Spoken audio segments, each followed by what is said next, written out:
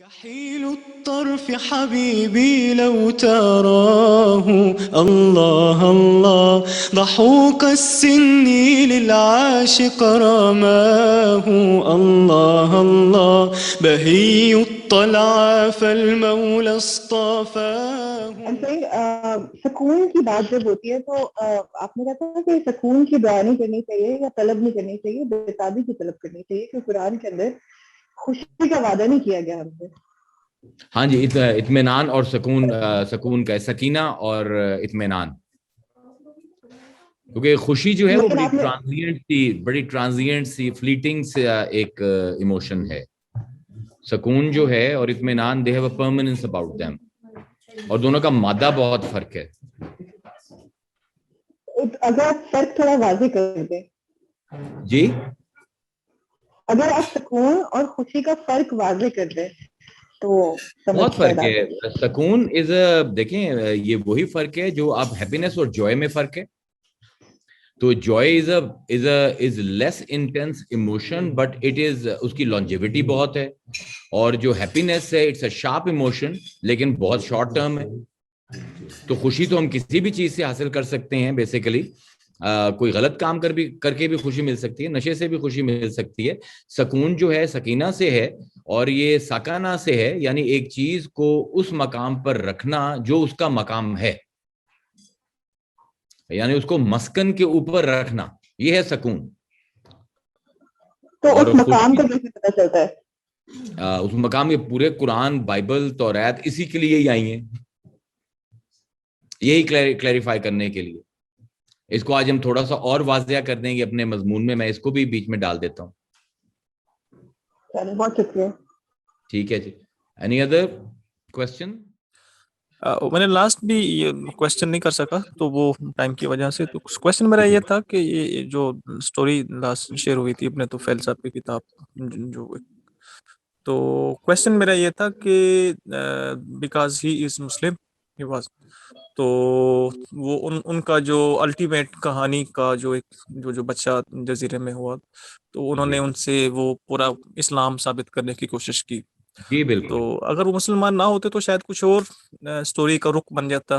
جی بالکل میں نے اس کو کس طرح، کیونکہ آپ جو ریچولز ہیں وہ کبھی بھی دین کو ڈیفائن نہیں کریں گے. ریچولز جو ہیں دین کی ایکسٹینشنز ہیں. ان ریچولز کی جو روح ہے وہ فطرت سے ثابت ہو جائے گی. یہ انہوں نے کو انسیڈنٹل ایک کیا ہے کہ وہ نماز کے ساتھ انہوں نے فاسٹنگ کے ساتھ طہارت کے ساتھ اس کو جوڑ دیا ہے. تو بیسیکلی تو وہ ایک چیز سمجھانا چاہ رہے ہیں کہ جو ریلیجن کا اور دین کا جو کور ہے وہ نیچر میں پایا جاتا ہے، اور اس کے بارے میں تو کوئی دو رائے نہیں ہو سکتی کہ جو وحدت کا اور تنظیم کا اور آرگنائزیشن کا پہلو ہے فطرت کا، اٹس ویری انمسٹیکیبل. اور دین کے بھی یہی آپ کے بنیادی پرنسپلز پائے جاتے ہیں. ایک تو یہ کہ وہ جو الغزالی کی doctrines of Sufism and mysticism that this set has been given, like you said, fitra to everybody. تو اس کی وجہ سے وہ انسان ڈھونڈتا ہے خدا کو، اور فتنہ مطلب فتویٰ بھی فنا بھی اچیو کر لی اس نے ہائی ابن یقظان نے. بٹ مائی پوائنٹ از کہ جب وہ موٹلی میں جاتا ہے تو وہ لوگ تو فتوے دے دیتے ہیں، ان کے اندر تو وہ شاید فطرہ نہیں ہے. تو یہ عام آدمی جو ہے تو اس کا مطلب وہ تو اچیو نہیں کر سکتا. Only those can achieve who have been endowed with these qualities given by God. نہیں، کوالٹیز کی تو وہ ڈسکشن ہی نہیں کر رہا. وہ تو ڈسکشن ہی یہ کر رہا ہے کہ فطرت جو ہے جب آپ اس سے انگیج ہوگے فطرت سے بغیر باعث کے اور ڈسٹریکشن نہیں ہوگی تو فطرت آپ کو اس طرف لے جائے گی. ہے ابن یقظان کا مقدمہ یہ ہے، وہ یہ مقدمہ نہیں ہے کہ اس کے اندر ایبلٹی ہے یا نہیں ہے. اس کا جو پریڈیکیٹ کر رہا ہے وہ یہ کر رہا ہے کہ ہم سب کے اندر فطرت کے ذریعے ڈیوینٹی کو پانے کی ایبلٹی پہلے ہی موجود ہے. اور ظاہر تکلیف تو تبھی آئے گی جب ایبلٹی ہوگی. اگر ایک آدمی فاطر العقل ہے، جس طرح علم الاخلاق کے باب میں ہم پڑھتے ہیں کہ جس آدمی کو نقص ہے کوئی ذہنی، اس سے تو آپ ایکسپیکٹ ہی نہیں کرتے مورل کوڈ انڈرسٹینڈنگ ریئلائزیشن. تو تکلیف انہی پر ہی ہوگی جن کے اندر یہ ایبلٹی پائی جاتی ہے. تو پھر جو فطرہ ہے اور ایبلٹی ہے اس کا مطلب وہ کہیں نہ کہیں فلاڈ بھی ہے. کیونکہ فتوے بھی آ جاتے ہیں. فطرہ فلاڈ نہیں ہوتی, ہماری جو طبیعت ہے وہ فلاڈ ہو سکتی ہے. اس کے اوپر ہم کبھی اس کے اوپر بھی ایک سیشن کر لیتے ہیں, طبیعت, فطرہ, مزاج, اس کا فرق جو ہے, کیونکہ یہ ڈیلیکیٹ سے ہم ان کو انٹرچینجبلی یوز کرتے رہتے ہیں ان چیزوں کو. نیچر اور second nature are totally two different things. بلکہ وہ آج شیحان سے میری بات ہو رہی تھی کہ ایک ہم سیشن کر لیتے ہیں نیچر آف نیچر کے اوپر. فطرت کی کیا فطرت ہے, فطرت خود کی اصولوں پر کھڑی ہے, تو وہ طبیعت کو, مزاج کو اور جو نقص ہیں ان سب کو واضح کر دے گی. اور ہائی ابن یقظان نے تو جو کچھ بھی ڈھونڈا on experimentation and scientific all those phenomenas observation, وہ سارا کچھ اس نے کر کے ڈھونڈ لیا. تو اس کا مطلب مرشد کی ضرورت تو نہیں ہے پھر. نہیں, وہ کیس مطلب وہ جو کیس بلڈ کر رہے ہیں وہ مرشد اور اس کے کانٹیکس میں تو ہے ہی نہیں. ان کا کیس یہ ہے کہ اگر ایک آدمی کو آپ ایک ویرانے میں چھوڑ دیں اور اس کے ارد گرد صرف فطرت ہو تو what kind of mental processes he will run. تو مرشد تو اس کا بھی ہے, وہ خود اپنا مرشد ہے. جس طرح میں نے کہا تھا کہ حضور نے بھی فرمایا السعید من موعظ لنفسہ, کہ جو اپنے نفس سے واعظ سنتا ہے, اپنے نفس سے نصیحت لیتا ہے, وہ بہت خوش بخت ہے. تو پہلے مرشد تو ہم خود ہی ہیں اپنے, دوسرے مرشد بعد میں آتے ہیں. تو پھر تو اگر اس طرح سے چلے جو کچھ ہمیں دے دیا گیا سیٹ آف نالج, تو پھر تو لفظ اسلام کہنا یا کرسچینٹی کہنا یا بدھزم کوئی ضرورت ہی نہیں ہے. پھر تو وہ آپ خدا کی طرف جا رہے, اور پھر کوئی بھی ٹائٹل آپ کہہ سکتے ہیں. نہیں, وہ اس میں ایک کانسیپچول غلطی ہے جو اسکالر سے بھی ہو جاتی ہے. عام لوگوں کو تو بہت کنفیوژن ہے اس میں. یہ جتنے بھی ریلیجن ورلڈ وائڈ پائے جاتے ہیں ان کا کور ایک ہے, لیکن ان کی فارم ایک نہیں ہے. اب یہ کہنا کہ اسلام اور کرسچینٹی ایک ہی چیز ہے یا اسلام اور سکھزم ایک ہی چیز ہے, that will be a philosophical blunder. ہاں, کور کے پرنسپلز ایک ہیں, لیکن اب تو بالکل دیر بہت سی چیزوں پر اختلاف ہی اتنے زیادہ ہیں, یو کین ناٹ سے دے آر دا سیم. اور دوسری بات یہ ہے کہ جو آپ پہلے بات کر رہی تھی, بٹ لاسٹ اٹ, اس کے اوپر میرے ذہن میں آیا تھا کہ یہ میں پوائنٹ کلیئر کر دوں کہ اگر آپ کہہ رہی ہیں کہ ہر کے اندر یہ چیز پائی جاتی ہے تو اس کو باہر سے ڈرا کرنے کی کیا ضرورت ہے. تو ہے ابن یقظان کی جو سرکمسٹانسز ہیں وہ ہم میں سے کتنوں کے ہیں,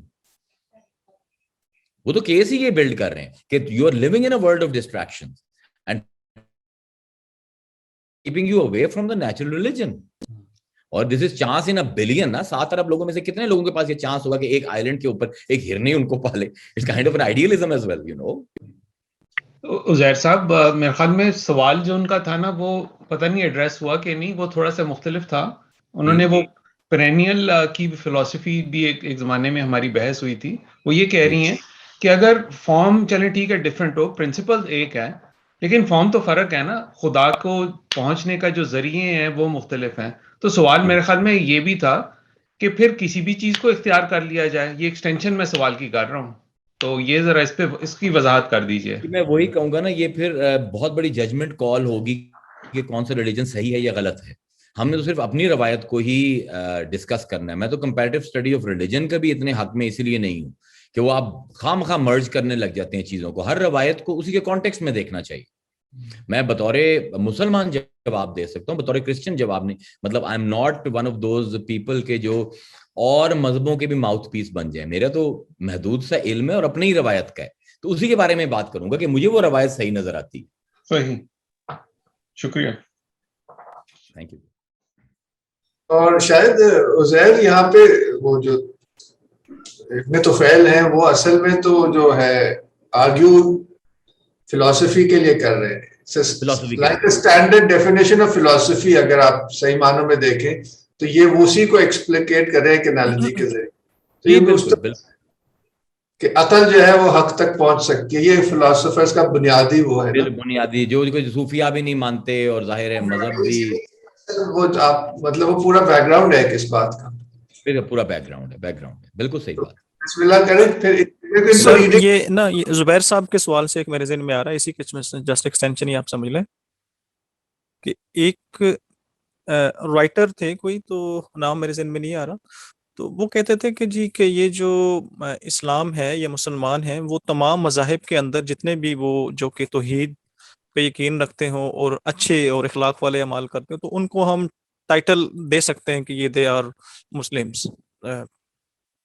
So is it correct or not? دیکھیں اب اس میں آپ اسلام کو, یہ ہمارے پھر اسکالرز کی ایک بہت بڑی عجیب سا ایک رویہ ہے, آپ اسلام کو بطور اصطلاح استعمال کر رہے ہیں یا بطور عرف استعمال کر رہے ہیں. بطور عرف تو درخت بھی مسلمان ہے, بلا اسلمہ, ہر چیز اللہ کے طون و کرہن, چاہے وہ چاہے نہ چاہے وہ مسلمان ہے. یہ تو مطلب اب یہ تو کوئی بات نہ ہوئی نا. اسلام کی جو ڈیفینیشن ہے اصطلاح کے طور پر, جو کلمہ شہادت پڑھتا ہے وہ ہے, تو آپ اس کو اصطلاحی مفہوم میں لے رہے ہیں, اس کو عرفی مفہوم میں لے. عرفی مفہوم میں ہر چیز, چاہے کوئی کہے کہ اللہ نہیں بھی ہے تب بھی وہ مسلمان ہے, کیونکہ وہ اسی کے ہی ڈیوائن کوڈ, اسی کے ہی ڈیوائن پرنسپلز کے اوپر نہیں چلے گا. اگر سانس میں بند کر دوں گا تو اپنے آپ کو کافر ثابت کرنے کے لیے میں مر جاؤں گا, تو اس لحاظ سے میں مسلمان ہوں کہ اللہ نے ایک بریدنگ کا سسٹم بنایا اور میں اس کو فالو کر رہا ہوں. لیکن ظاہر ہے جب آپ مسلمان کی بات کرتے ہیں تو پھر تو اس میں شہادت آئے گی, اس میں قانون خدا کی پاسداری آئے گی, اس میں پھر وہ مومن بھی آئیں گے, اس میں پھر اولیاء بھی آئیں گے. تو وہ میرے خیال میں اتنی لائنز بلر کرنا ایون بٹوین ریلیجنز از, مجھے تھوڑا سا میں تنگ ہوتا ہوں. I'm not saying it's a wrong thing, لیکن میں ذرا تنگ ہوتا ہوں, میرا مزاج نہیں ہے. Thank you sir. Thank you. اس سے الگ سوال ہے یہ ابن سینا کے بارے میں.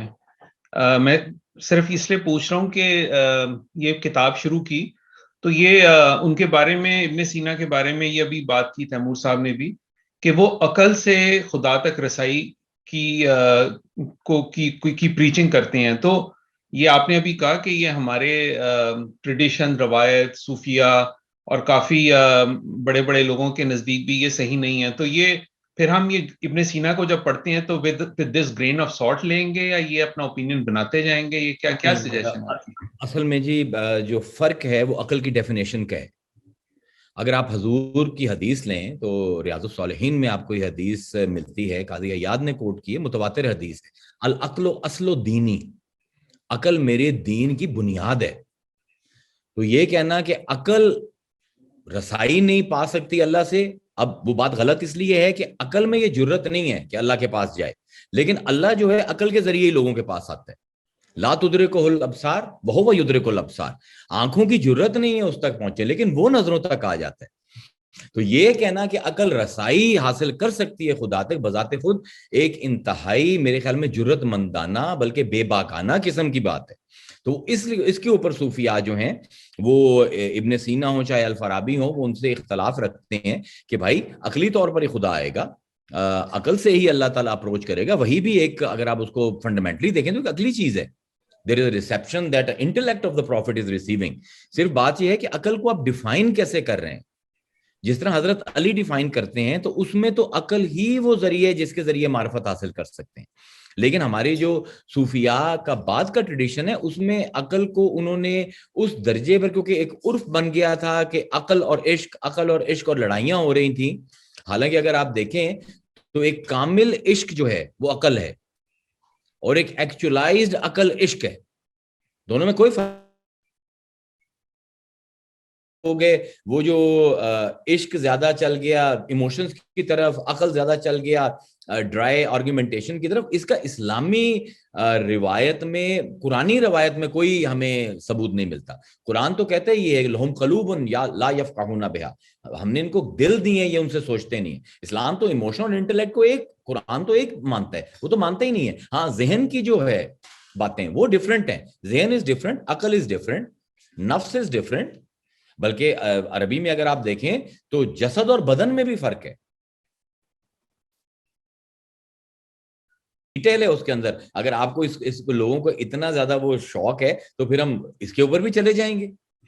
چلے میں یہ ہولڈ کرتا ہوں, یہ مجھے تھوڑی کنفیوژن ہو گئی ہے عقل اور عشق کے درمیان. یہ تھوڑی وضاحت جیسے جیسے آگے سیشن چلیں گے شاید وضاحت میرے انشاءاللہ اس کو علیحدہ سیشن کر لیں گے اس کے اوپر. ٹھیک ہے, درست, کلاسک ڈیبیٹ ہے.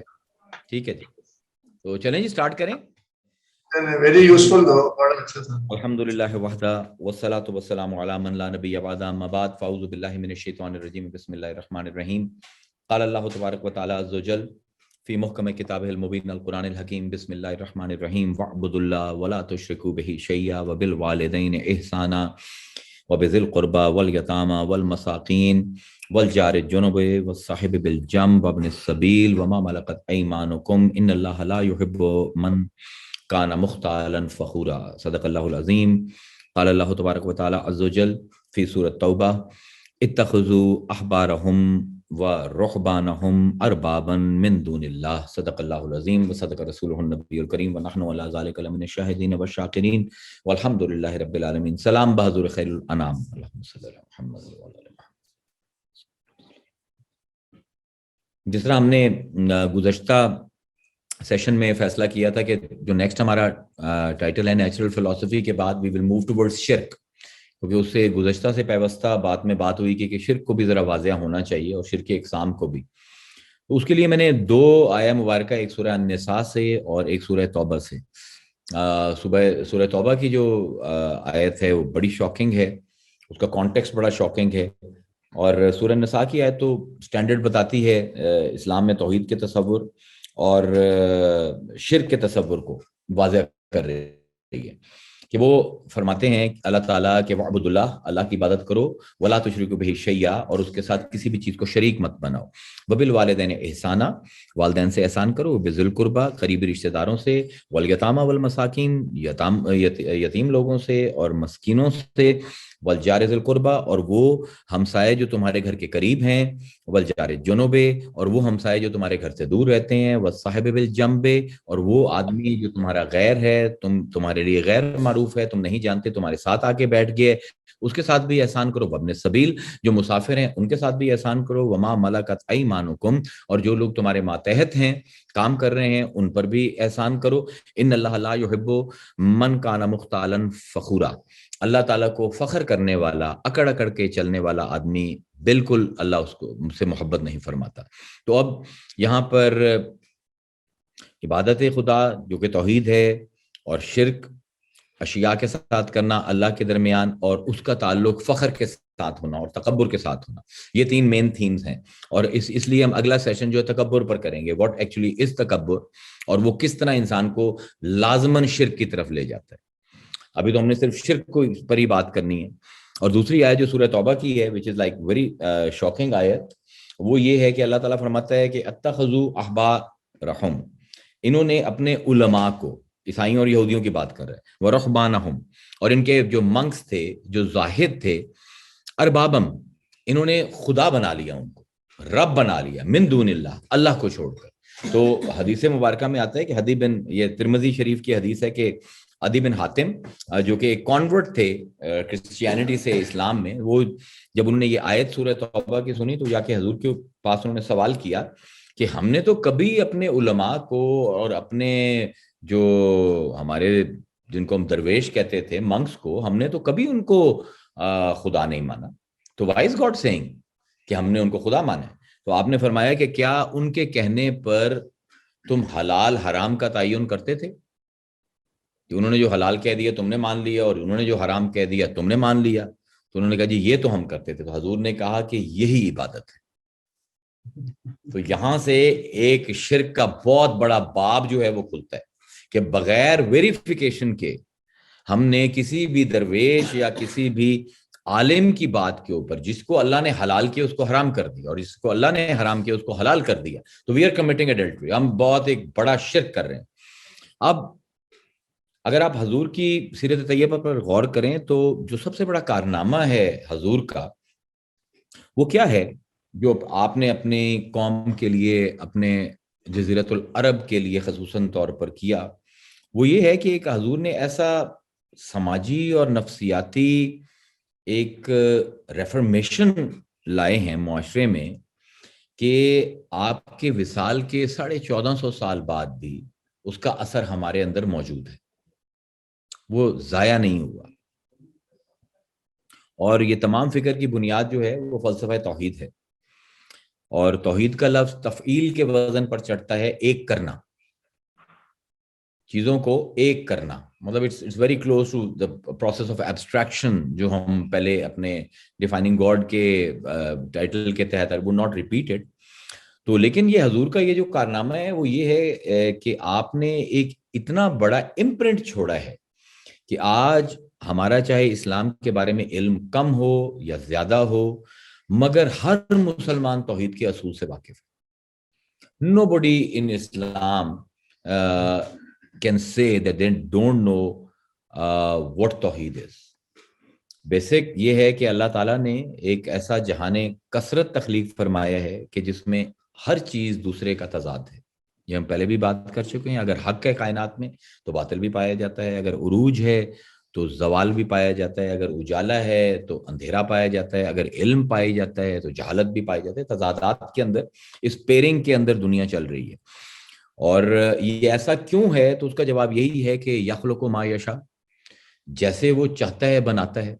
Nobody can ask him why you have created it like this, but this is exactly how we find these things. تو ایک کائنات کے اندر جو ایک بہت بڑا پیر ہے, بلکہ جس کو کہا جائے گا کہ سب سے بڑا اپوزٹس کا پیر ہے, وہ ہے وحدت اور کثرت. oneness and multiplicity, they both stand bang opposite to each other. اور ایک کا حقیقتاً تصور دوسرے کے بغیر واضح نہیں ہوتا. تو یہ ایک پیر ہے وحدت کا اور ایک کثرت کا ہے. اور مسلمان کو کیونکہ توحیدی مزاج دیا گیا ہے اور حضور نے ایسی ٹریننگ کی ہے کہ آج بھی ہر مسلمان کے اندر اس توحید کی جھلک نظر آتی ہے, اور یہی فکر ہم سب کے اندر پائی جاتی ہے. اور اگر ہم بطور انسان, بطور وجود اپنے آپ کو دیکھیں تو ہمارے اندر بہت کثرت پائی جاتی ہے. If you look at yourself, there is multiplicity, there is آگ ہے, پانی ہے, ہوا ہے, مٹی ہے, روح ہے, ہاتھ ہیں, پیر ہے. I mean like just کثرت در کثرت در کثرت ہے. اور پھر ہمارے اندر کوئی ایک ایسی چیز پائی جاتی ہے which is like in abstraction تمام مخلوقات ایک ہو جاتی ہیں جس کو ہم روح ربی کہتے ہیں. تو یہ وحدت اور کثرت جو ہے وہ ہمارے اوپر بھی لاگو ہے. اور ہمارے اندر اگر آپ تھوڑا سا اپنے اندر غور کریں تو ہمارے اندر جبلتیں ہیں, ہمارے اندر جذبات ہیں, ہمارے اندر طبیعتیں ہیں, ہمارے اندر تقویٰ ہے, ہمارے اندر فسق و فجور ہے, ہمارے اندر حرص ہے, ہمارے اندر سخاوت ہے. تو یو ول سی, اور جتنی یہ چیزیں پائی جاتی ہیں ہر ایک کی اپنی کوئی ڈیمانڈ ہے. Every thing is demanding some thing. سکون کی بات میں کرنے لگا تو میں نے کہا شروع میں اس کو نپٹا دیں. تو میرا ہر جذبہ مجھ سے کچھ چاہ رہا ہے. It wants my attention, it wants investment. چاہے وہ محبت ہے, چاہے وہ نفرت ہے, چاہے وہ رحم کا جذبہ ہے, چاہے وہ ظلم کا جذبہ ہے, لیکن بہرحال وہ میرے سے کچھ ٹیکس لیتا ہے, میری توجہ بھی لیتا ہے, and then it wants me to do something. تو اس سے ہوتا یہ ہے کہ ہم اتنے زیادہ منتشر ہو جاتے ہیں ان کی ڈیمانڈز پوری کرتے کرتے. ہمارے صوفیاء کہتے ہیں کہ انسان وہی سکون میں رہتا ہے جو اپنی طبیعت کا بوجھ نہیں لیتا, کیونکہ ہماری طبیعت میں بہت ایسے عناصر پائے جاتے ہیں جو ہمیں مسلسل ہر وقت بانٹ رہے ہیں, منتشر کر رہے ہیں اور بے سکون کر رہے ہیں. اور اب یہ سکون جو حاصل کرنا ہے تو صوفیاء کا درس یہ ہے کہ سکون صرف وحدت میں ہے, کثرت میں نہیں. تو جو اس کثرت کا خالق ہے اگر اس کے ساتھ جڑ جاؤ گے تو وحدت جو ہے وہ تو ایک ہی فوکس کا نام ہے, اس میں تو کسی ڈسٹریکشن کا سوال ہی نہیں پیدا ہوتا. تو یعنی ہمارے اس بے سکونی کا جو حل بتایا ہے صوفیاء نے, اور ایون قرآن نے بھی بتایا ہے, وہ یہ ہے کہ تم کثرت سے وحدت کا سفر کرنا سیکھو. اب کیونکہ وہی ماوا ہے, وہی مرجع ہے, ہر چیز کو وہ تناسب دے رہا ہے, ہر چیز کو توازن دے رہا ہے, اور وہ خود کہہ رہا ہے الا بذکر اللہ تطمئن القلوب, اللہ کی یاد سے ہی دل جو ہیں وہ سکون پاتے ہیں, اطمینان پاتے ہیں. کیوں اطمینان پاتے ہیں؟ کیونکہ جب آپ فوکس کرتے ہو ذکر خدا میں, خدا کے اوپر, تو وہ جو کثرت ہے وہ آپ سے محو ہونا شروع ہو جاتی ہے, اور جب وہ محو ہوتی ہے تو ڈسٹریکشن کم ہو جاتی ہے. اور اطمینان تو ایک ایسی چیز ہے کہ ہر نفس کو درکار ہے. کوئی ایسا بندہ نہیں ہے جو کہے گا میں بے سکون رہنا چاہتا ہوں. Every body says that they want اطمینان. تو ایک معاشرے کو اگر آپ دیکھیں تو اس میں اتنی ملٹیپلسٹی ہے, اتنی کثرت پائی جاتی ہے پورے معاشرے میں. ہر بندے کی اپنی دلچسپی ہے, ہر بندے کی اپنی رضا ہے, اپنی ڈیمانڈ ہے, اپنی ڈیزائرز ہیں. ایک ایسی کھینچا تانی ہے پورے معاشرے میں کہ انسان اگر اس کو زیادہ اٹینڈ کرنا شروع کر دے اس کھینچا تانی کو تو ایک ذہنی مریض بن جاتا ہے, انگزائٹی کا شکار ہو جاتا ہے. اور ظاہری بے سکونی جو ہے یہ پھر صرف ظاہر تک نہیں رہتی, یہ ہمارے قلبی عدم اطمینان کا بھی باعث بنتی ہے. اور یہ صرف ایک انڈیویجول کی سطح تک نہیں رہتی, because society is the collection of individuals. تو when individuals are anxious it is projected in the society.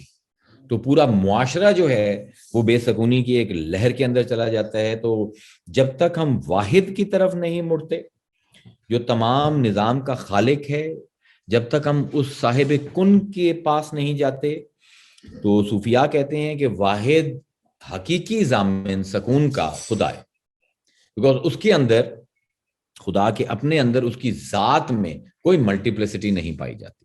صفات کے لیول پر تو آتی ہے لیکن ذات تو احد ہے. تو بیسیکلی پھر وہی بات ہے ابن یقظان والی کہ اگر آپ کا فوکس ہو اور ڈسٹریکشنز ختم ہو تو آپ سکون کی منزل طے کر سکتے ہیں, اور وہ سکون جو ہے اس کا سب سے بڑا مرجع اور اس کا سب سے بڑا سورس جو ہے وہ خود خدا کی ذات ہے. لیکن تو یعنی صوفیاء بتانا یہ چاہ رہے ہیں کہ یہ جو معاشرے کا اضطراب ہے, بے سکونی ہے, کھینچا تانی ہے, یہ ہجان ختم ہو سکتا ہے اگر ہم شرک کو چھوڑ کر توحید کی طرف چلے جائیں, کیونکہ شرک از آلویز اباؤٹ کثرہ اینڈ توحید از آلویز اباؤٹ وننس. جو گرینڈ پیئر ہے اس کے جو امپیکٹ ہیں, وننس کا امپیکٹ جو ہے وہ ہمیشہ جو ہے وہ صوفیاء کے مطابق سکون ہوگا, اور کثرت کا امپیکٹ ہمیشہ جو سائیکولوجیکل ہمارے پر امپیکٹ ہوگا وہ ہمیشہ بے سکونی ہوگی اور ہجان ہوگا.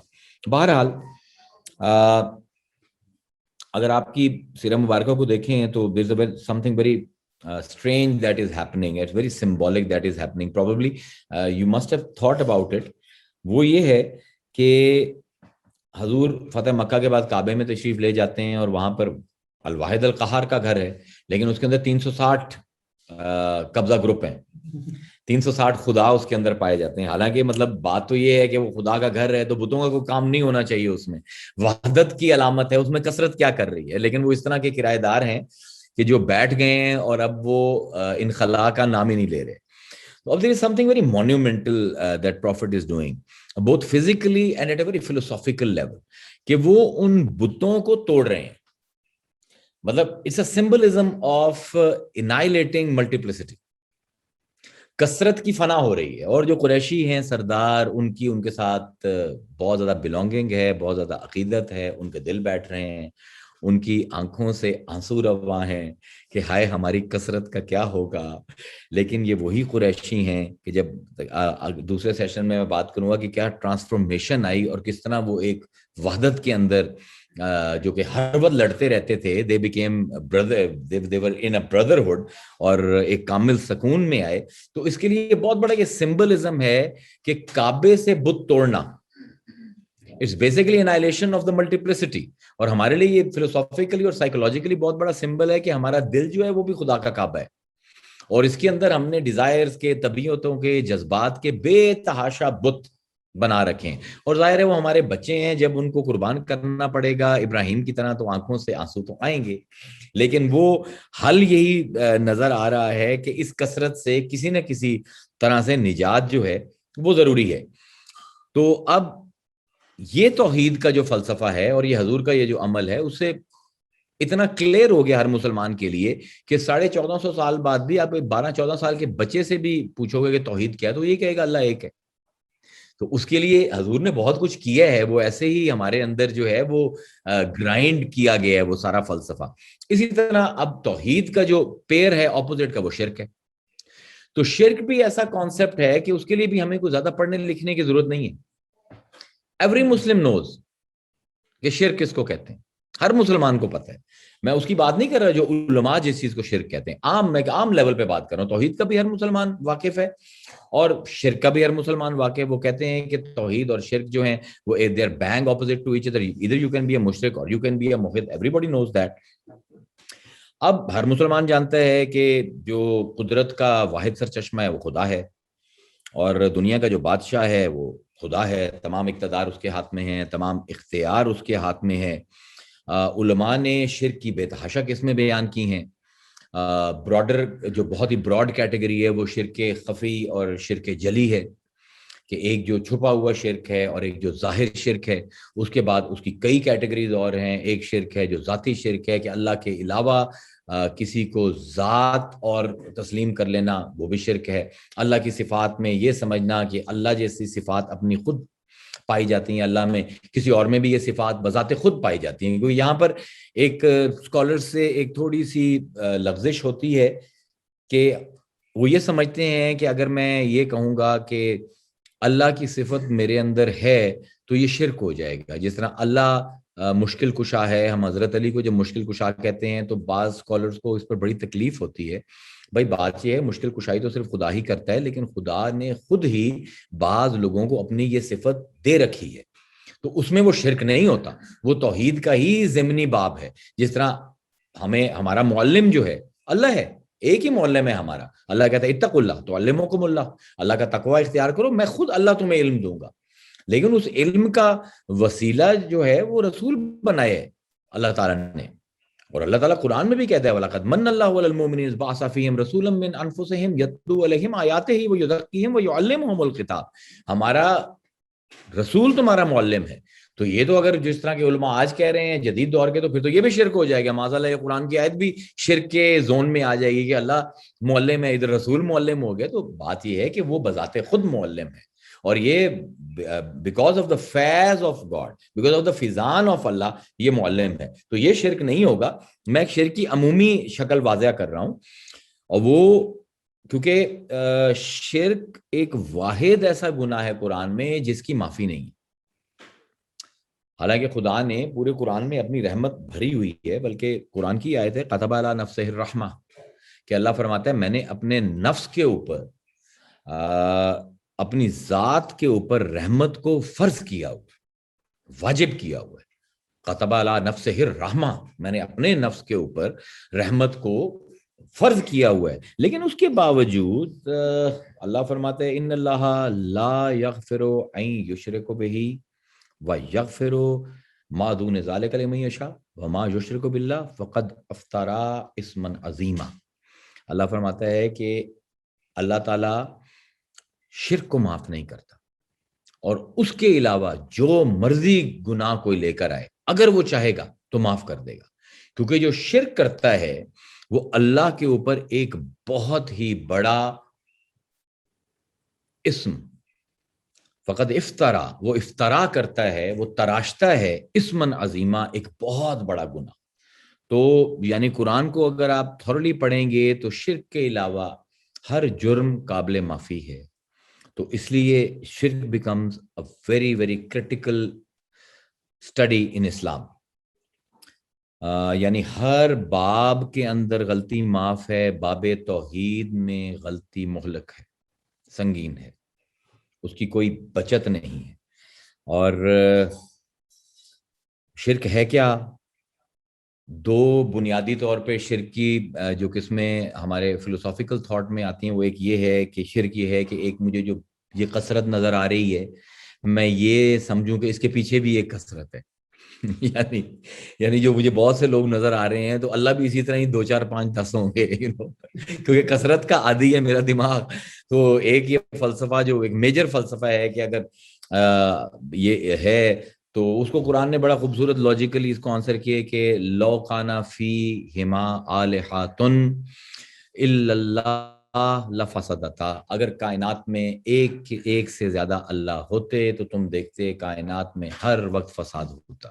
ایک چاہتا دن ہو, ایک چاہتا رات ہو, ایک چاہتا کہ یہ بندہ خوش ہو, ایک چاہتا یہ بندہ اداس ہو. تو سوائے فساد کے, سوائے کانٹرڈکشنز کے اس پوری دنیا میں کچھ نہ ہوتا. اتنے تضاد کے بعد اگر دنیا کے اندر ایک تنظیم ہے, ایک ڈسپلن ہے, ایک ریگولیشن ہے, آرگنائزیشن ہے, تو that organization and regulation tells us کہ اللہ ایک ہی ہونا چاہیے جو اتنی کثرت پیدا کرنے کے باوجود بھی کائنات کو ڈس آرگنائز نہ ہونے دے, اتنی اپوزیشن ہونے کے باوجود بھی کائنات چلتی رہے. تو یہ ایک آرگیومنٹ اللہ تعالیٰ نے قرآن میں پیش کیا ہے. تو ایک شرک کی قسم یہ ہے کہ میں یہ سمجھوں کہ یہ جو بہت سے نظر آ رہے ہیں ان کے پیچھے بھی بہت سے ہوں گے, اور دوسری اس سے بھی بری قسم یہ ہے کہ میں یہ سمجھوں کہ جو نظر آ رہے ہیں بس یہی ہیں.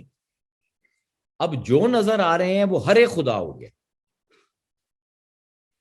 اب دس از اے ورسٹ فارم جس کو ہم ایتھیزم کہتے ہیں, یا جس کو ہم کبھی کبھی ایگنوسٹسزم کی بھی ایک بڑی بری ایک شکل وہ اس طرف جاتی ہے.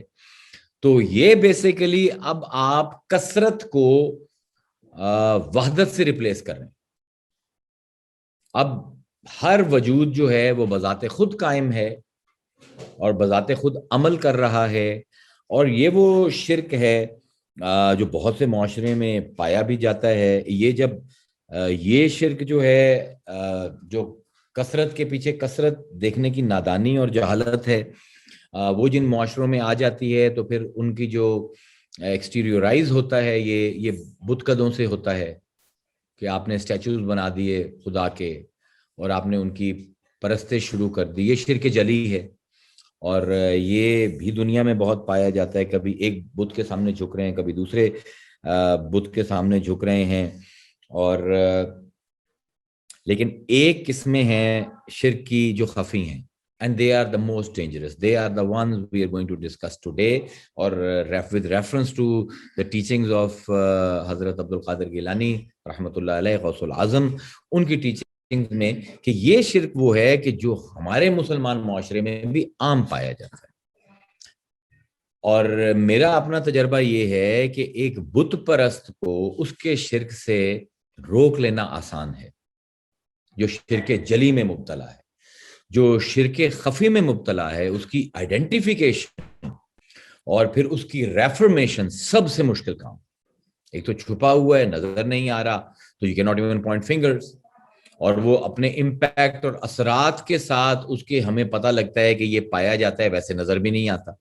تو اب یہ ہماری روزمرہ زندگی میں ہمارے معاشرے کی روح میں تقریباً بس چکا ہے, اور یہ ہماری توحید میں اتنا نقص ڈال رہا ہے پچھلے 200-300 سال سے کہ we can't even begin to estimate the kind of damage it has done to us Muslims.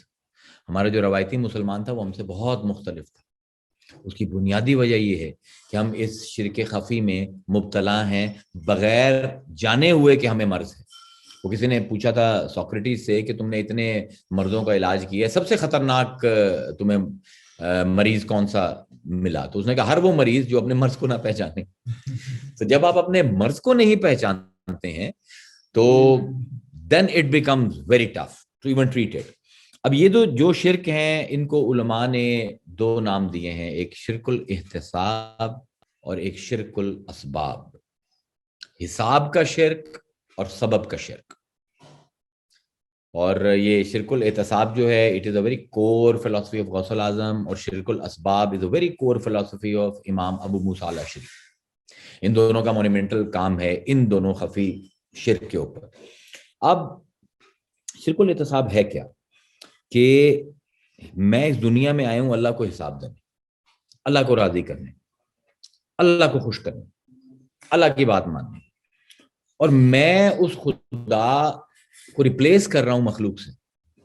مخلوق کی خوشی کے لیے عمل کر رہا ہوں, مخلوق کو راضی کرنے کے لیے عمل کر رہا ہوں, مخلوق کی رضا کے لیے عمل کر رہا ہوں, مخلوق کو حساب دینا شروع کر دیتا ہوں, اپنے معاشرے کو حساب دینا شروع کر دیتا ہوں, اپنے بیوی بچوں, میرے بیوی بچے میرے محتسب بن گئے, میرے ماں باپ میرے محتسب بن گئے.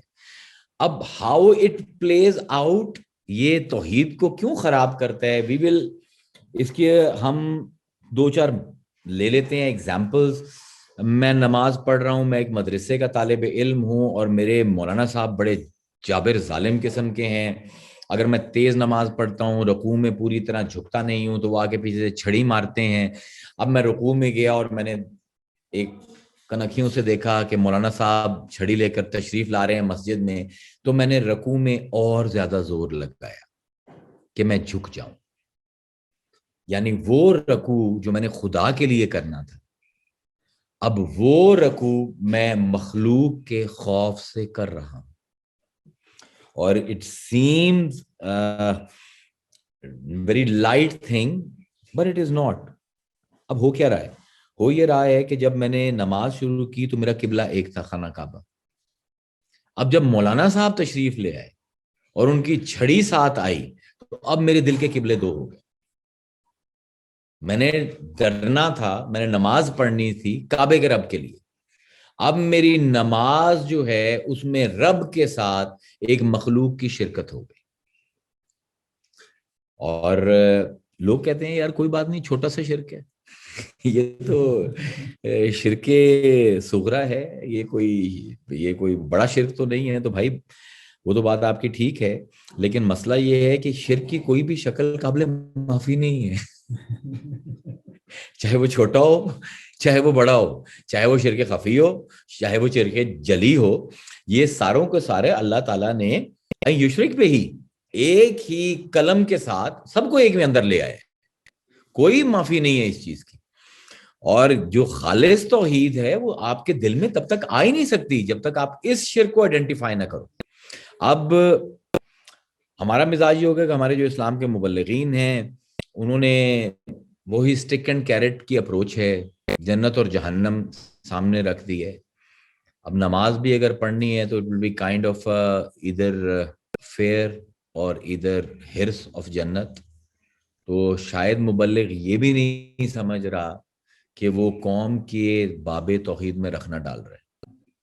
مطلب اب یہ نماز جو ہے وہ خدا کے لیے تو نہیں ہوگی نا, ٹھیک ہے نماز تو ہو جائے گی, فرض تو ادا ہو جائے گا, لیکن ان پیورلی توحیدی اسپرٹ تو وہ نماز تو خود مخلوق کے لیے, کیونکہ جنت بھی مخلوق ہے اور جہنم بھی مخلوق ہے. تو اب آپ اگر ایک مخلوق کے خوف کے لیے یا ایک مخلوق کے چاہت کے لیے نماز کا آپ کا آبجیکٹو ہی یہ بن گیا ہے, تو اب تو اللہ کی مرضی ہے وہ اس کو قبول کرے یا نہ کرے. مطلب دیر از نو ججمنٹ کال. اور یہ مائنڈیڈ کہ میں یہ ایلیٹسٹ کوڈ کی بات کر رہا ہوں, it is not for every one, کیونکہ ہم یہاں پر تصوف اور اپنا گرامر آف لو کے اندر ہیں, تو اس میں افورڈ کرتا ہوں یہ باتیں کرنا, ورنہ عوام پر اس کا بوجھ نہیں ہے. یہ ان لوگوں کے لیے بوجھ ہے راہ سلوک پر چل رہے ہیں, یہ ان کے لیے شرک کی یہ چیزیں بیان کی جا رہی ہیں جن کے ذہن پروسیس کر سکتے ہیں اس چیز کو. اب ہمارا مزاج یہ ہو گیا کہ ہر وقت ہی ہم تنقید کرتے ہیں, خاص طور پہ ہمارے جو مبلغ بن جاتے ہیں یا مشائخ بن جاتے ہیں تو سوائے کرٹیسزم کے ان کو کچھ نہیں آتا. ایک لڑکی آئی ہے اور اس نے دوپٹہ نہیں کیا ہوا, یا دوپٹہ اس نے ویسے نہیں کیا ہوا جس طرح شیخ صاحب سمجھتے تھے, جس طرح مولانا صاحب سمجھتے تھے, تو اب وہ زبان سے یعنی وہ تنقید نکل رہی ہے, وہ بدتمیزیاں نکل رہی ہیں, وہ ہارشنس نکل رہی ہے کہ وہ لڑکی بیچاری اپنا پلو جو ہے دوپٹے کا سیدھا کرتی ہے یا اپنے سر پر دوپٹہ رکھتی ہے. اور کیوں رکھتی ہے کہ یہ اس بدتمیز کی بدتمیزی بند ہو جائے. She is not doing it for God. She is not doing it for God. مطلب I know people are going to get really disturbed with these things, لیکن ہمارے قادریوں کا تو یہ مطلب this is our core, یہ ہماری کور ہے کہ وہ بیچاری اگر پہلے اس نے پلو آدھے سر پر بھی لیا تھا تو خدا کے لیے لیا تھا, اب وہ پلو مخلوق کے لیے لے رہی ہے, تو اس سے تو وہ آدھا پلو بہتر تھا, اس سے تو بہتر تھا کہ وہ نہ لیتی. یعنی جو آبجیکٹو ہے آپ کی لائف کا, آپ نے حساب خدا کو دینا ہے, مخلوق کو نہیں دینا. یہ یعنی بنیادی طور پر یہ شرک الاحتساب جو ہے وہ آپ کو بتا ہی رہا ہے کہ آپ کا قبلہ ایک ہے, آپ نے اپنے قبلے دو نہیں کرنے. آپ کا محتسب ایک ہے, آپ نے دو محتسب نہیں کرنے. اور اب تو خیر ہمارے مبلغین اور مقررین کا مزاج یہ ہو گیا کہ لگتا ہے کہ امت پوری بھیڑ بکریاں ہیں اور وہ ہانک ہانک کے ان کو جنت میں لے کر جا رہے ہیں, ڈنڈا ہاتھ میں ہے, اور ایسی تقریریں کر رہی ہیں کہ we have to drive this sheep home. They are not sheep, they are human beings. اور یہ خوف کی چھڑی کے ساتھ اگر آپ کسی کو نماز کے لیے مسجد میں بھی لے کر آئے تو وہ خدا کے لیے نہیں آ رہا, وہ آپ کے خوف کی وجہ سے آ رہا ہے. It is very counter productive. اور جو یہ کر رہے ہیں دے ہیو ٹو انڈرسٹینڈ کہ اسلام کا مزاج کیا ہے, قرآن کا مزاج کیا ہے, کہ اللہ فرماتا ہے لا اکراہ فی الدین قد تبین الرشد من الغی. دین میں کوئی اکراہ نہیں ہے, دین میں کوئی کراہت نہیں ہے, دین میں کوئی زبردستی نہیں ہے. قد تبینا, قد بینا اللہ نے نہیں کہا کہ میں نے تمہارے لیے راہیں کھولی ہیں, یہاں پہ ہے ابن یقظان آ جائے گا. قد تبین الرشد من الغی, تمہارا اندر جانتا ہے کہ کون سا راستہ گمراہی والا ہے, کون سا راستہ ہدایت والا ہے. تبینا, اٹ از innately apparent کہ what is the right path and what is the wrong path. اس کو تم جسٹیفیکیشن دے دو، جو مرضی کر دو، لیکن ہم نے تمہارا دل ایسا بنایا ہے کہ وہ تمہارا اگر ضمیر زندہ ہے تو وہ تمہیں it will always tell you this is the right thing to do and this is the wrong thing. اور جب ضمیر نے بتا دی ہے تو مبلغ کو اتنا سخت ہونے کی ضرورت نہیں ہے، اس کو یہ کراہت میں لے جانے کی ضرورت نہیں ہے، لوگوں کے ساتھ کراہت کے ساتھ مجبوری کے ساتھ عمل کرانے کی ضرورت نہیں ہے. اور وہ مبلغ سمجھ ہی نہیں رہا کہ اس امتی کو جس کو وہ یہ لالچ دے دے کہ جنت کے یا جہنم سے ڈرا ڈرا کے یا اپنی بدتمیزیوں سے ڈرا ڈرا کر عبادت کروا رہا ہے، ایک دن اس عابد کا وہ آئے گا کہ اس کی زندگی میں توحید نام کی کوئی چیز ہی نہیں رہ جائے گی. اگر آپ ٹھنڈے دماغ کے ساتھ، ٹھنڈے دل کے ساتھ اگر معاشرے کا جائزہ لیں تو جو مسجدیں نمازیوں سے بھری ہوئی ہیں، اگر آپ کبھی انٹرویو کریں تو آپ کو خال خال کوئی ایسا نمازی ملے گا جو کہے گا میں رب کو راضی کرنے کے لیے نماز پڑھ رہا ہوں. اس کو وہی ڈنڈا ہی نظر آئے گا، یا معاشرے کی ویلیڈیشن، اپنے استاد کی، مولانا کی، شیخ کی ویلیڈیشن کے لیے نماز پڑھے گا، یا کسی کی بدتمیزی سے بچنے کے لیے نماز پڑھے گا، یا جہنم کا خوف کو سامنے رکھ کر نماز پڑھے گا. اس کا باب توحید کرپٹ ہو چکا ہے. As long as a nation, as a امت ہم اس چیز کو نہیں سمجھیں گے کہ ہم سے کیا what about when women are forced.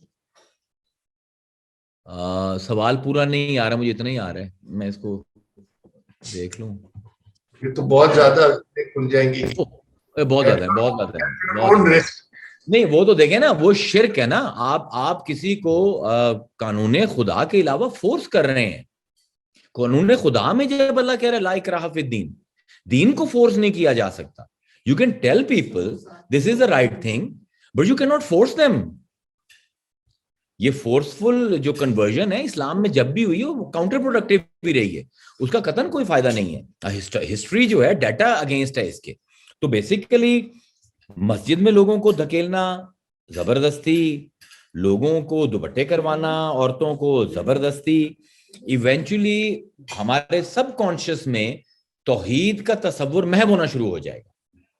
ہم ہر چیز کو، اور پھر ہمارے جس طرح آج کل کے جدید علماء کا جو ہے وہ یوں لگتا ہے کہ لوگوں کے گریبان پکڑ پکڑ کے ان کو جنت میں گھسیٹ رہے ہیں، کہ لوگ کہتے ہیں ہم نے نہیں جانا اور آپ گریبان گھسیٹ کر اور ان کو لے کر جا رہے ہو. تو یہ ایک توحیدی معاشرے کی نشانی نہیں ہے، یہ ایک بیمار معاشرے کی نشانی. یہ اس معاشرے کی نشانی ہے جس کی رگوں کے اندر شرک الاحتساب بس کے ہے. تو دوسرا ایک یہ شرک جو میرے خیال میں بہت ریمپنٹ ہے ہمارے اندر اور ہمیں اس کو کیٹر کرنے کی بہت ضرورت ہے. اور دوسرا جو ابو موسیٰ الاشعری کا ماسٹر سٹروک ہے وہ ہے شرک الاسباب، سبب کو خدا کے ساتھ شریک کر دینا. What is that? کہ وہ یہ ہے کہ ہم مسلمان بنیادی طور پر خدا کو مسبب الاسباب مانتے ہیں کہ ہر سبب کے پیچھے اس کا چہرہ ہے.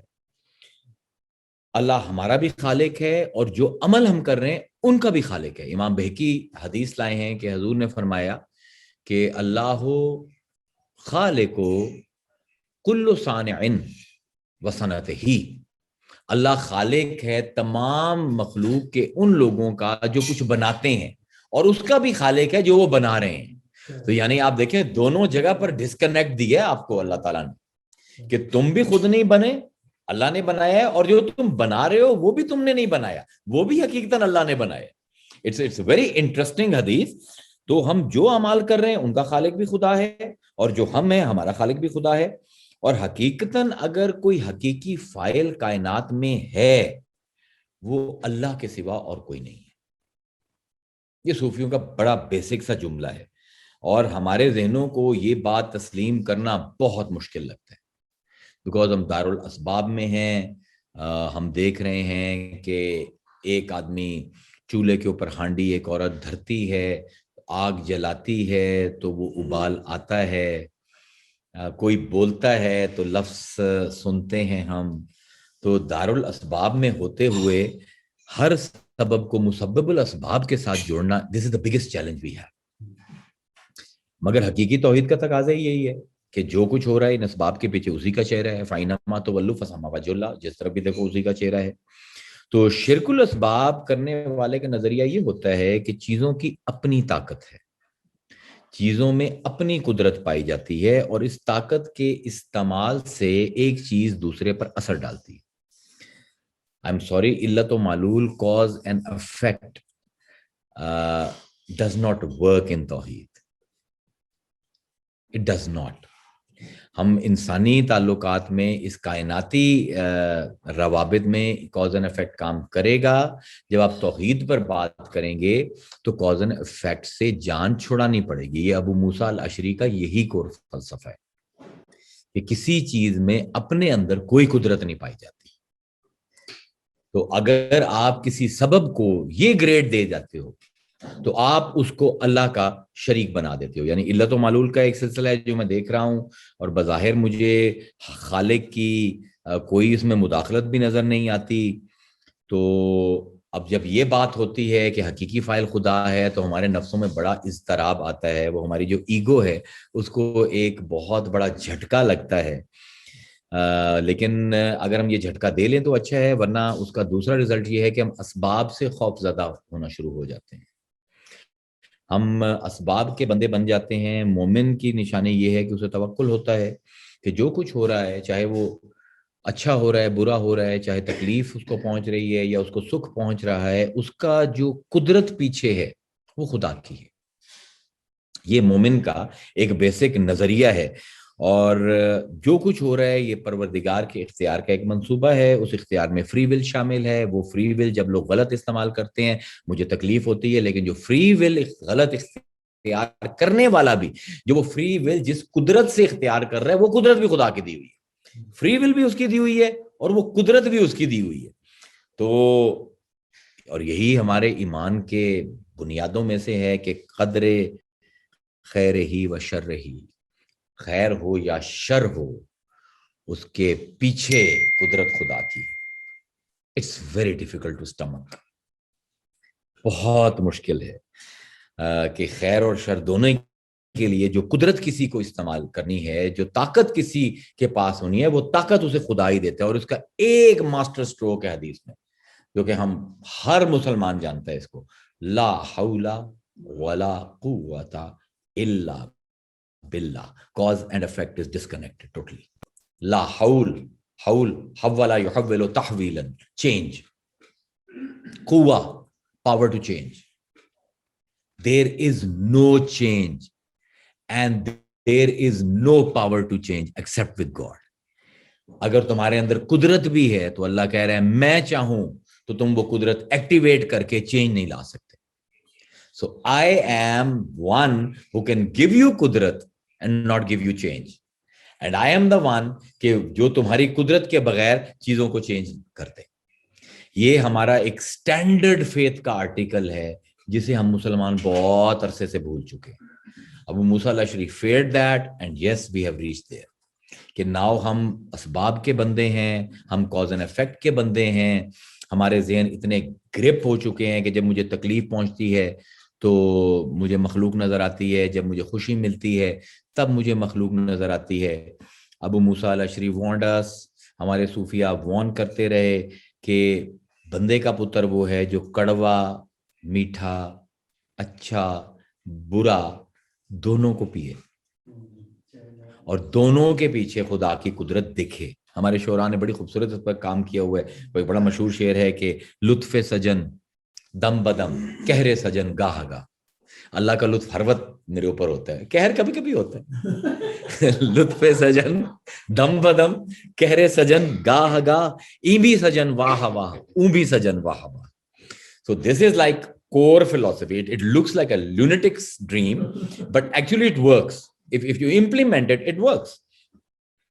اب علت اور معلول کے اگر ہم کاز اینڈ افیکٹ کے تناظر میں دیکھیں تو خدا کہہ رہے علی کل شیء قدیر, میں ہر چیز پر قدرت رکھتا ہوں. جب یہ توکل ہمارے اندر آ جاتا ہے تو the first impact we have, the first effect we have is سکون, is سکینہ, is اطمینان. اس وقت آپ کی یہ انگزائٹی جو ہے, جب یہ باتیں شعور کو سمجھ آنی شروع ہو جاتی ہیں کہ لا حول ولا قوت الا باللہ, وہ قدرت بھی اسی سے میں نے لینی ہے اور قدرت لے کر بھی میں نے اکڑنا نہیں ہے. وہ قدرت ایکٹیویٹ ہوگی, اس کی ایکٹیویٹ ہونے سے کوئی فرق ہوگی یا نہیں ہوگی, جزا اور سزا کا کانسیپٹ کیسے بنا؟ فری ول کی وجہ سے. وہ ہم علیحدہ بات کریں گے. ابھی مجھے یہ مکانے نہیں, مجھے پتا ہے ابھی کافی سوال, ہزاروں سوال آپ کے ذہن میں جنم لیے ہوں گے. میں نے بھی جب ابو موسیٰ الاشعری کو پڑھا تھا اور غوث اعظم کو, تو میرے بھی 6 مہینے گزر گئے تھے اور سمجھ نہیں آئی تھی. اس کے بعد اللہ کا فضل ہوا کہ سمجھ آئی. تو بات یہ ہے کہ اس کائنات میں جتنے بھی یہ پردے پائے جاتے ہیں, ہر پردے کے پیچھے جو قدرت ہے وہ خدا کی. آپ کسی بھی سبب کو انٹرنسک پاور نہیں دے سکتے. غزالی نے پورا باب اس پر قائم کیا ہے کہ ایک عورت جو ہے وہ چولہے کے اوپر پانی دھرتی ہے اور وہ قہوہ بنانا چاہتی ہے اور وہ آگ جلاتی ہے وہ مومنہ ہے اور وہ آگ جلا رہی ہے. وہ اس وقت آگ جلاتے ہوئے بھی یہ نہیں سوچ سکتی کہ یہ آگ اس کو گرم کرے. شیوے سے یہ وہ سبب ہے جس کو خدا نے یہ قدرت دی ہے کہ یہ جلا سکتا ہے. لیکن اگر خدا چاہے تو آگ جلتی بھی رہے, پانی نہیں ابلے گا. It seems like a very difficult thing to do. یہاں پر توکل comes into play. اور اگر توکل نہیں ہوگا تو پھر سکون نہیں آئے گا. پھر وہ آپ یہی کہیں گے سکون صرف قبر میں ملے گا. پھر تو یہی ہوگا, زندگی میں تو سکون نہیں آئے گا. اب اگر آپ اس کو پریکٹیکل ایگزامپل دیکھیں تو حضرت علی جنگ میں ایک یہودی کے ساتھ لڑائی ہو رہی ہے. He is one of the best and Ali is of course he is like Achilles of Islam. اور لڑائی ہو رہی ہے کئی گھنٹے گزر گئے, نہ وہ حضرت علی کو زیر کر سکتا ہے نہ حضرت علی اس کو زیر کر سکتے ہیں. آخر حضرت علی اس کو ایک داؤ لگاتے ہیں جس سے اس کے ہاتھ پر تلوار لگتی ہے اور زخمی ہوتا ہے تو تلوار اس کی گر جاتی ہے. اب وہ جب جھکتا ہے تو مٹی کے اندر وہ بندہ گر جاتا ہے. تو حضرت علی steps back and he waits for him and he is like very surprised why he has stepped back. He gains his balance and then he sees کہ اس کی تلوار ادھر پڑی ہوئی ہے اور اس کو پتہ لگتا ہے کہ اگر میں تلوار کے لیے I'll reach out he is going to kill me. تو حضرت علی سے کہتا ہے کہ علی اب میرا تو وقت آخیر آگے, ایک سوال دل میں تھا اگر جواب دے دو. تو حضرت علی نے کہا پوچھ لو. میں نے سنا ہے کہ تم بڑے سخی ہو, اگر کوئی حاجت مند آئے تو تم اس کی مشکل کشائی کرتے ہو. انہوں نے کہا اگر میرے کیپیسٹی میں ہو تو یا ڈیلیور. تو اس نے کہا کہ اس وقت مجھے شدید ضرورت ہے تلوار کی, can you give me your sword. تو حضرت علی نے کہا لے لے. اب یہ شرک الاسباب ہمیں جسٹ اس کانٹیکسٹ میں دیکھیں. یہ واقعات ہم ایسے ہی سناتے رہتے ہیں, پیچھے ہمیں پتہ نہیں ہوتا کہ فلسافیکل کیا گیم چل رہی ہے. اس نے تلوار پکڑ لی اور اس نے کہا کہ تجھے ڈر نہیں لگ رہا. تو نے کہا کس چیز کا ڈر؟ تو اس نے کہا تلوار میرے ہاتھ میں ہے. تو نے کہا تو علی یہ نہیں سمجھتا کہ تلوار موت دیتی, موت اور زندگی میرا اللہ دیتا ہے. اور یہ حضرت علی نے کہاں سے یہ سیکھی ہے توحید؟ حضور سے. حضور مدینہ منورہ میں ایک دن بکریاں چراتے ہوئے حضور جا کے ایک درخت کے نیچے سو گئے. ایک کافر نے دیکھا کہ حضور درخت کے نیچے ہیں, اس نے تلوار اٹھائی اور حضور کے آگے سر پر کھڑا ہو گیا اور حضور سو رہے تھے ٹیک لگا کر, اس نے گردن پر رکھی حضور کی اور کہا میں یمنعک منی یا محمد, تجھے کون بچائے گا مجھ سے؟ تو حضور نے آنکھیں کھولی اور حضور مسکرائے اور نے فرمایا اللہ. اس نے یہ جب کانفیڈنس دیکھا تو he got so shaky کہ the sword fell out of his hand. اور وہ حضور نے اٹھائی اور اس کی گردن پر لگائی. انہوں نے کہا میں یمنعک منی, اب یہ بتا تجھے کون بتائے گا؟ تو اس نے کہا میرے پاس ایسے اللہ نہیں ہے. تو یہ ہم these are not stories. اس کے پیچھے توحید اسباب کی اور مسبب الاسباب کا بہت بڑا فلسفہ ہے کہ یہ لوگ سبب کو وہ قدرت نہیں دے رہے. اگر آپ اس کو بالکل ایک صوفیانہ پرسپیکٹو میں یا ایک بیرین ابن العربی کے پرسپیکٹو میں دیکھیں گے تو آپ کو یہ حقیقت سمجھ آئے گی کہ پوری کائنات اسماء ربانی کی فعالیت کا مظہر ہے. اچھا ہو رہا ہے, برا ہو رہا ہے, اس کے پیچھے جو قدرت چل رہی ہے القادر کی چل رہی ہے. تو مجھے ہر ایکشن کے اندر وہ ایکٹر کی جھلک نظر آنا شروع ہو گئی. ہو سکتا ہے کوئی فری ول کو استعمال کر کے غلط ایکشن کر لے, but even then the source of power will remain God, it will remain that کلمہ کن. تو اگر ہر چیز کے پیچھے وہ ہے سو دین دیر از ایک بظاہر تو چیز نیک اور بد ہو سکتی ہے میرے لیے, ظاہر ہے سرکمسٹانشل ہے, اس کے اوپر اجر اور ثواب بھی ڈیفینیٹلی مرتب ہوگا, لیکن at very core ideological level I have to tell myself کہ اس کے پیچھے بھی جو قدرت فعال ہو رہی ہے وہ خدا کی ہو رہی ہے. اتنا سا سوئچ ہے جو اگر لگ جائے تو ہم شرک الاسباب سے بچ جاتے ہیں. اب پھر یہ ہوتا ہے کہ پھر صوفیاء کہتے ہیں کہ پھر وہ غیب کا خدا نہیں رہتا. اگر شرک الاحتساب اور شرک الاسباب دونوں سے بچ جاؤ تو پھر خدا غیب کا خدا نہیں رہتا، بلکہ وہ خدا بن جاتا ہے جو ہر وقت ہر جگہ موجود ہے، بلکہ وہی موجود ہے اور کوئی ہے ہی نہیں۔ صوفیاء کا ایک منترا ہے، کلمے کو استعمال کرتے ہیں لا الہ الا اللہ، اور لا الہ الہ اور الا اللہ، اللہ اور الہ ان دونوں کو ریپلیس کرتے ہیں کہ جب بھی کچھ دیکھو، تم دیکھو ایک خوبصورت عورت دیکھتے ہو تو تم کہو گے لا جمیل الا الجمیل، کوئی خوبصورت نہیں ہے ماں سوائے جمیل کے، اللہ کے۔ اگر آپ کسی کی طاقت دیکھتے ہو تو آپ کہو گے لا قدرہ الا القادر، کسی میں کوئی طاقت نہیں ہے ماں سوائے اس قادر کے۔ تو یہ ایک منترا ہے جو صوفی استعمال کرتے ہیں جب آپ نے بہت ریپڈ پروگریشن، کسی کو آپ کو لگے پوٹینشیل ہے مرید میں، تو دین یو پٹ ہم on that, because it is like putting a vehicle in 4 wheels, you know. وہ he can really drag، لیکن بڑے کم اس ظرف والے لوگ آتے ہیں۔ تو اس میں وہ صوفیاء کہتے ہیں کہ پھر وہ سٹیج آتی ہے کہ جب آپ کسی بھی وجود کو دیکھتے ہو تو آپ کے دل میں آتا ہے لا موجود الا الموجود، کوئی وجود نہیں رکھتا ماں سوائے اس واجد کے، وا سوائے اس کے وجود کے۔ اور پھر وہ آپ کو معیت ملتی ہے جس کا قرآن بشارت دیتا ہے وَهُوَ مَعَكُمْ أَيْنَمَا كُنْتُمْ، تم جہاں بھی ہو خدا تمہارے ساتھ ہے۔ فَأَيْنَمَا تُوَلُّوا فَثَمَّ وَجْهُ اللَّهِ، جس طرف بھی دیکھ رہے ہو خدا کا چہرہ تمہیں نظر آ رہا ہے۔ اور پھر وہ قرب، اذا سألك عبادي عني فإني قریب اجیب الدعوۃ الداعی اذا دعان، اللہ اکبر، کہ وہ پھر وہ القریب، بلکہ اب میرے خیال میں ہم پہلے ہی اوور شارٹ کر گئے ہیں 8 منٹ، بریک لے کر 10 منٹ کے بعد دوبارہ آ جاتے ہیں، یہیں سے سٹارٹ کر لیں گے۔ ایکسلنٹ، شکریہ، تھینک یو۔